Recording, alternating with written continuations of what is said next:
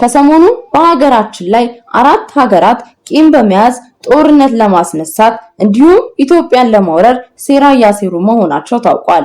የዚህ ሁሉ ነገር መነሻም ከዚህ ቀደም ጠቅላይ ሚኒስትር ዶክተር አብይ አህመድ የሰጡት መግለጫ መሰረት ነው። የቀይ ባህር ፍላጎታችን ከኤርትራ፣ ከሶማሌ፣ ከግብጽ እንዲሁም ከኬንያ ጋር የሚያጣላንና የሚያዋጋን መሆን የለበትም በማለት ሚኒስትሩ የተናገሩ ሲሆን ለሁላችንም በቂ ነው ቢሉም ኤርትራ ጉዳዩን በበጎ አላየችውም። በዚህም ምክንያት ጠቅላይ ሚኒስትር ዶክተር አብይ አህመድ ቀይ ባህር የህልውናችን ጉዳይ ነው ማለታቸው ይታወሳል። አክለውም ሚኒስቴሩ ኢትዮጵያ ለቀይ ባህር ስትል ኤርትራን የማውረር ፍላጎት የላትም ማለታቸው አይዘነጋም። ይህም ነገር የኤርትራን ፕሬዝዳንት በእጅጉ አስቆጥቷል። ሰላም ጤና ይስጥልን። ቅን የዋ ሀገር ወዳድ ሆናችሁ የቃል ሚዲያ ቤተሰቦች እንደምን ቆያችሁ? የዛሬው መርሃ ግብራችንን ከመጀመራችን በፊት ላይክ፣ ሼር በማድረግ ለሁሉም እንድታደርሱ በአክብሮት እየጠየቅኩኝ ለዚህ ቻናል አዲስ ከሆናችሁ ሰብስክራይብ በማድረግ እንዲሁም የደውል ምልክቱን በመጫን በየጊዜው የምንለቀውን አዳዲስ መረጃ እንድትከታተሉ በአክብሮት ጠየቅኩኝ።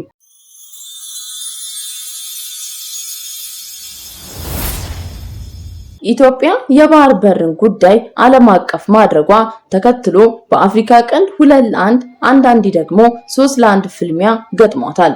ቀደም ሲል የግብጽና የሶማሌ እንዲሁም የኤርትራ ፕሬዝዳንቶች በአስመራ ያደረጉት የሶስትዮሽ ስምምነት ኢትዮጵያን 1-3 መፋለም ያክል ተቆጥሮ እንደነበረ አይዘነጋም።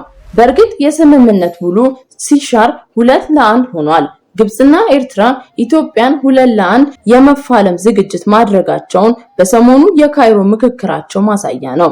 ሁለቱ ሀገራት በቀጣይም ይሁን በተዘዋዋሪ ኢትዮጵያን እረፊ ለማለት የሚያስችል ዛቻ ቀይ ባህርን ለባለቤቶቹ ተው አይነት አቋም አሳይተዋል። ለመሆኑ የቀይ ባህር ባለቤቶቹ እነማን ናቸው ብለን ስንጠይቅ የምናገኘው ምላሽ ኢትዮጵያ የሚያገል አይደለም። እንዲያውም ኢትዮጵያ በአንድ ወቅት ደሴት የነበራት የባህር በር ባለቤት ነበረች። በቀይ ባህር ገናና የሆነች የቀጠናው ክፍል ተቆጣጣሪ ነበረች።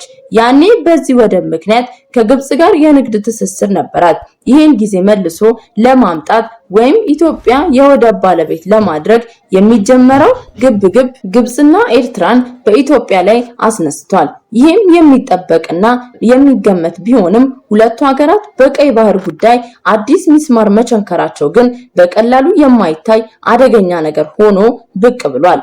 ጠቅላይ ሚኒስትር ዶክተር አብይ አህመድ በቀይ ባህር አማራጭ ሲያጡ የህልውና ጉዳይ ነው ማለታቸውን አሰብን ለማስመለስ የሚደረገው ጥረት በብርቱ ቀጥሏል። አሰብ በአፍሪካ ቀንድ አዲስ አሰላለፍ እንደምትፈጥር ይታወቃል። እናም ያ ነገር አሁን መስመር መያዝ ጀምሯል። ማን ከማን ጋር ሊሰለፍ እንደሚችል ለማወቅ ብዙ ውስብስብ ባይሆንም ሂደቱን እግር በእግር መከታተል፣ የተቀየረውንና ያልተቀየረውን ኃይል አሰላለፍ መፈተሽ አስፈላጊ ነው። መቼስ ግብጽ ከማይቀየሩ ሰልፈኞች መካከል አንዷ መሆኗ የታወቀ ነገር ነው። በተለይ ከኢትዮጵያ አንፃር በተቃራኒ መቆም ወይም መሰለፍ ልምዷ ነው። በዓለም ሰው ገምቶ የማይሳሳተው ነገር ቢኖር በአፍሪካ ቀንድ የግብጽን ያህል ራስ ወዳድ የሆነ ሀገር ብቻ ማወቅ ነው። ይህም በሁለት ምክንያቶች ከኢትዮጵያ ጎን እንዳትሰለፍ ያደርጋታል። አንደኛው የአባይ ግድብ ጉዳይ ሲሆን ሁለተኛው ደግሞ ቀይ ባህር ነው። ሁለቱ ወሳኝ ጉዳዮች ሲሆኑ ጉዳዩ ለግብጽ ብቻ ሳይሆን ለአፍሪካ ቀንድ እና ምዕራባውያኑ ብሎም ለሃያላን ሀገራት ጭምር የትኩረት ሀገር መሆኗ አይዘነጋም። ችግሩ አባይና ቀይ ባህር የቀጠናው ትኩረት መሆናቸው ላይ አይደለም። ችግሩ ግብጽን ጨምሮ አብዛኞቹ የቀሩ ተፎካካሪ ሀገራት በኢትዮጵያ ላይ የያዙት አቋም ተመሳሳይ መሆኑ ነው። ኢትዮጵያ ቀደም ሲል አባይን እንዳትገድብ ቀጥሎም የወደብ ባለቤት እንዳትሆን የጋራ ሴራን ሲሸርቡባት ቆይቷል።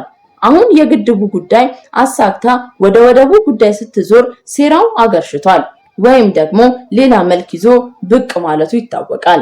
ሁለቱ ሀገራት ኢትዮጵያ ወደብ እንዳታገኝ መደጋገፋቸውን ቀጥለዋል።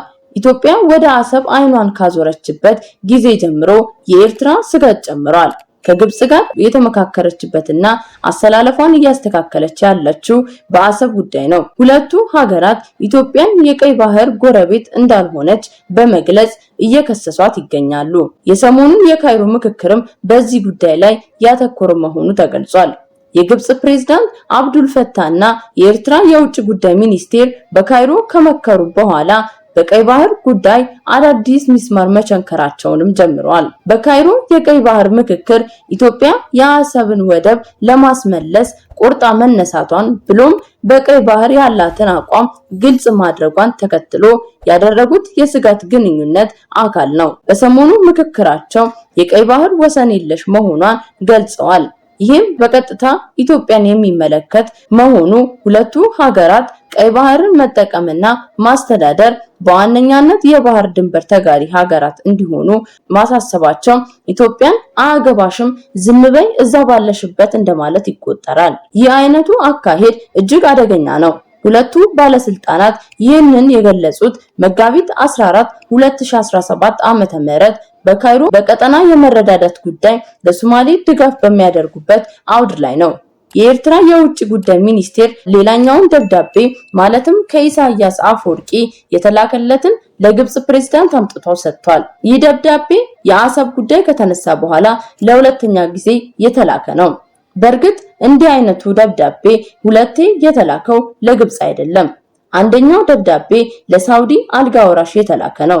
ከግብጽ ቀደም ተብሎ የተላከው ይህ ደብዳቤ የፕሬዝዳንት ኢሳያስ አፈወርቂ የውጭ ጉዳይ ሚኒስቴር ወደ ሀገሩ በማቅናት ከፕሬዝዳንት ኢሳያስ አፈወርቂ የተላከውን መልእክት ለሳውዲ አረብ አልጋ ወራሽ ነበር ያደረሱት። ከዚያም በኋላ ወደ ግብጽ የተላከውን የፕሬዝዳንት ኢሳያስ አፈወርቂ ደብዳቤ በቀይ ባህር ዙሪያ ያተኮረ ነበር። ቀይ ባህርን መጠቀምና ማስተዳደር በዋነኛነት የባህሩ ድንበር ተጋሪ ሀገራት ጉዳይ እንደሆነ መክረዋል። የቀይ ባህር ወሰን የሌላቸው ሀገራት ተሳትፎም እንደማይቀበሉ ነው የመከሩት። ጠቅላይ ሚኒስትር ዶክተር አብይ አህመድ ቀይ ባህር የህልውናችን ጉዳይ ነው ማለታቸው ይታወሳል። ጠቅላይ ሚኒስትሩ ኢትዮጵያ ለቀይ ባህር ስትል ኤርትራን የመውረር ፍላጎት የላትም ማለታቸው አይዘነጋም።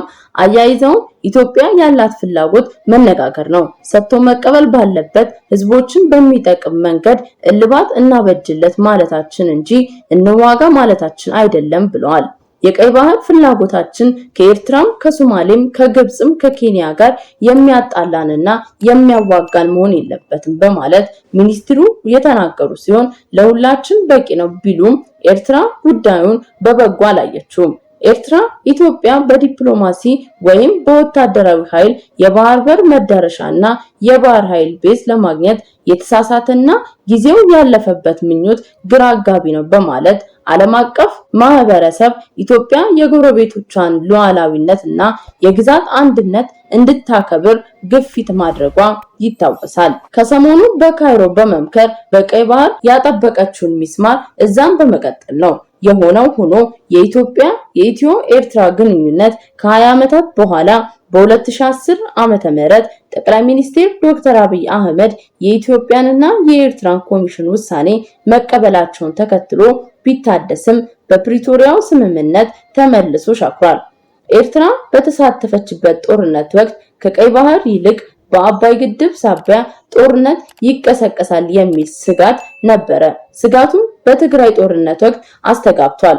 ዋነኛ ምክንያቱ ህወሓቶችን ማጠናከር የሚፈልጉት የውጭ ኃይሎች አሉ ከሚለው ትንታኔ ጋር ተያይዞ የሚነሳ ነበር። በዚህም የሚስተዋሉ ተጨባጭ እንቅስቃሴዎች ነበሩ።